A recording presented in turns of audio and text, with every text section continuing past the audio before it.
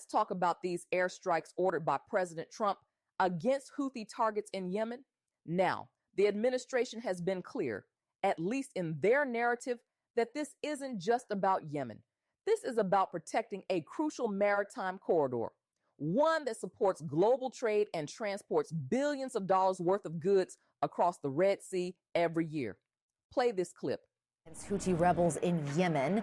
Tonight, the Houthi rebels say they're fighting back. And CNN's Paula Hancock joins us from Abu Dhabi with more on this. Paula. Houthi rebels claimed this Sunday that they have already responded to U.S. attacks against it over the weekend, saying that some 18 missiles and drones were launched at the American aircraft carrier, the USS Harry Truman. Now, two U.S. officials tell CNN that there have been no injuries, there's been no damage, although it's not clear whether they had to try and intercept any of these launches. It's not the first time that Houthi rebels have claimed this kind of attack. It's also not the first time that the US military has been launching attacks against it. Back in late 2023 is when the Houthis started attacking shipping in the Red Sea and the waters nearby. The previous Biden administration also carried out launches against it. But what we're hearing from the Trump administration is that this time it will be more sustained. We're hearing from the US President Donald Trump that we will use overwhelming lethal force. The National Security Advisor, Michael Waltz, also said that multiple Houthi leaders have been killed in these attacks. Now, we did hear from the Houthi-led health ministry. More than 30 were killed, more than 100 were injured. They claim that women and children were within that tally. We've also heard from the US Secretary of State, Marco Rubio, who said that this mission is a favor to the world. The problem here. Secretary of State Marco Rubio didn't exactly pull punches when he laid out the so-called justification.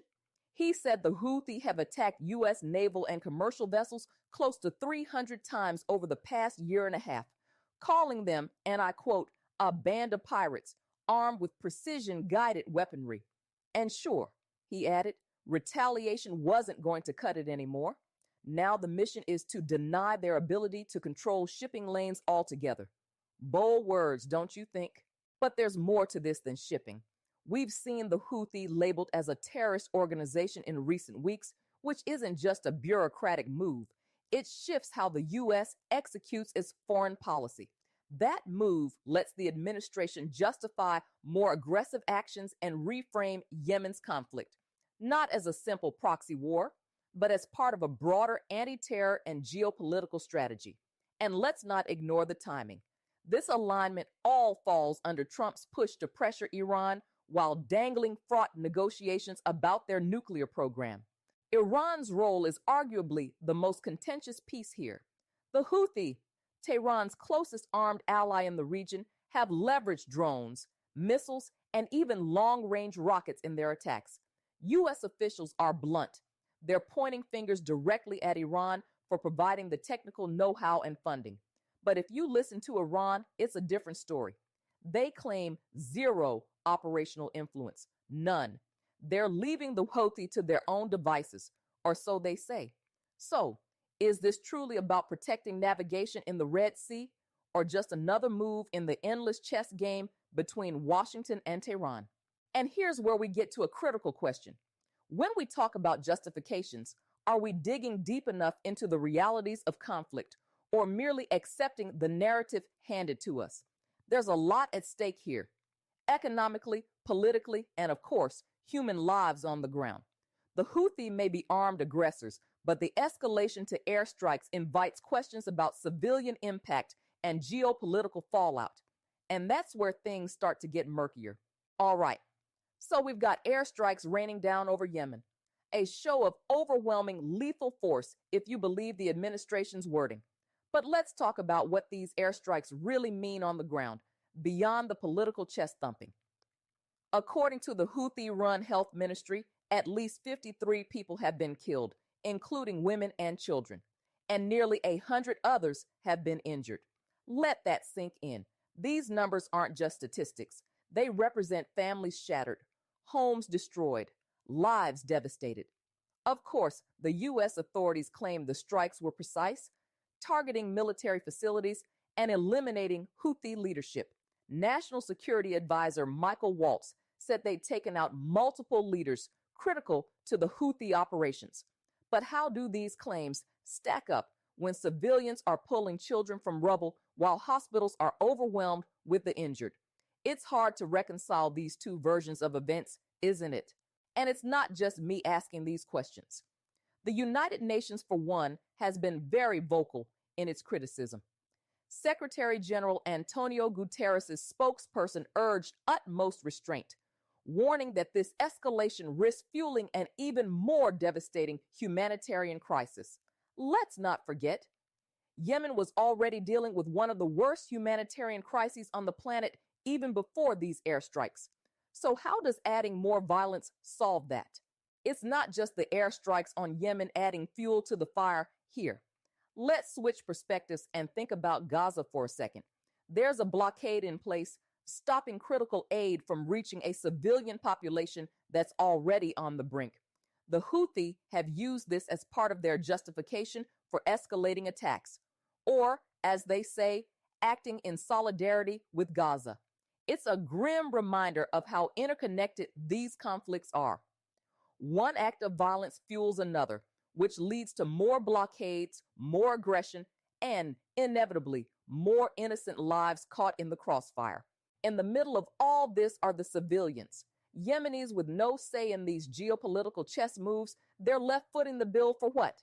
For a conflict they didn't start, strategies they have no control over, and negotiations that overlook their humanity altogether.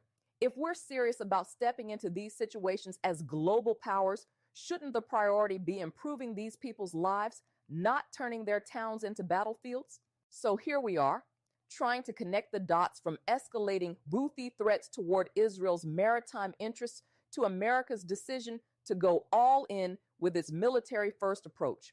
Let's break this down. Think about the recent warnings issued by the Houthi. They were not subtle. They declared they'd target Israeli shipping unless humanitarian aid flows into Gaza were resumed. It's like they've turned an already volatile maritime passage into yet another front line.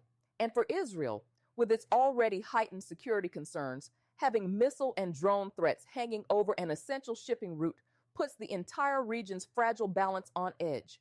Now, Secretary of Defense Pete Hegseth's stance on this whole situation, let's just say his words reveal why we're at this crossroads.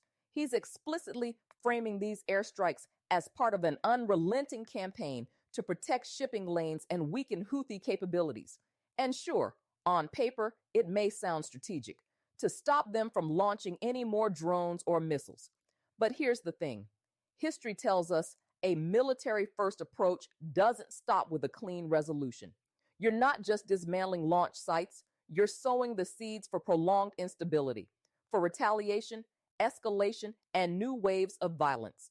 So how do we reconcile this with diplomacy, the so-called pathway to peace? I mean, diplomacy is still in the vocabulary, right? Because if we keep charging ahead like this, we're only pushing the possibility of de-escalation further out of reach. And who knows, maybe we'll be counting the successes of missile strikes against a backdrop of even deeper geopolitical fractures. But let's put a human face on this for a moment, shall we? I want to share something personal. A couple of years ago, I traveled to provide medical aid to displaced families from a different conflict zone. Families who had their homes reduced to rubble, children suffering from malnutrition and unimaginable traumas. You know what struck me most? Their resilience. Every time I helped stitch a wound or handed a mother medicine for her sick child, I couldn't help but wonder, what could have been if they weren't caught in a crossfire they didn't ask for? Those faces, those stories, they are silent in the political arguments, but they are the ones who pay the price. So let's return to the current debate. Are we, as global actors, really serving these people by making decisions that prioritize domination over dialogue? Can we even start to call it stability if the human cost is this high? For every Houthi missile moved off the grid, there's a family losing their home. For every conflict secured, there are children growing up knowing only war. And for every military-first policy we greenlight, we're reminded of just how far off peace really is. That wraps up today's episode of The Real 411. I want to personally thank each and every one of you for tuning in and for your continued support. It means more than you know. If you found value in today's discussion, please drop a comment, follow us on all social media platforms, and let us know what topics you'd like to see us cover next. Be sure to sign up for our email newsletter so you never miss an update or exclusive insight. And if you believe in independent media that digs deeper and dares to tell the truth, please consider following The Real 411 on Substack and Fanbase. We offer both free and paid subscriptions, and your support helps us continue producing content that informs, empowers, and sparks real conversation. Thanks again for being part of this journey. Because remember, the story is never just the headline. Until next time, stay informed, stay bold, and stay real.